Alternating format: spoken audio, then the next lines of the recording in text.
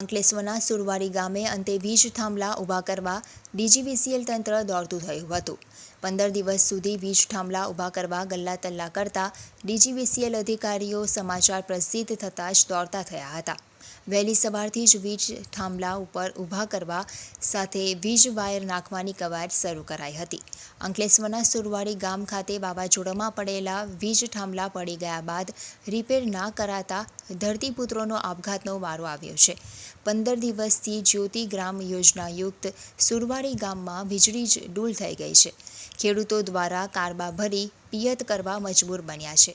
કુદરતી આફત, નુકસાન, ભૂંડના ત્રાસનો માર અને માનવસર્જિત ત્રાસનો મારથી કંટાળેલા ખેડૂતો ગાંધી ચિંધ્યા માર્ગે આંદોલનની ચીમકી સાથે આત્મવિલોપન કરવાની પણ ધમકી આપી હતી। કુદરતના માર વચ્ચે માણસનો માર પડી રહ્યો હોવાના અહેવાલ પ્રકાશિત થયા બાદ અંતે બહાનાબાજી કરતું દક્ષિણ ગુજરાત વીજ નિગમનું ખેતી વિષયક વીજ લાઇનનું તંત્ર રવિવારની રજાના દિવસે પણ વહેલી પરોઢથી જ વીજ થાંભલા અને વીજ વાયર લઈ સુરવારી ગામ દોડી આવ્યા હતા અને યુદ્ધના ધોરણે વીજ પુરવઠો શરૂ કરવા માટેની કવાયત શરૂ કરી હતી। ગ્રામજનો દ્વારા તેમની સમસ્યાનો અંત આવતા જોતા મીડિયાનો આભાર માન્યો હતો।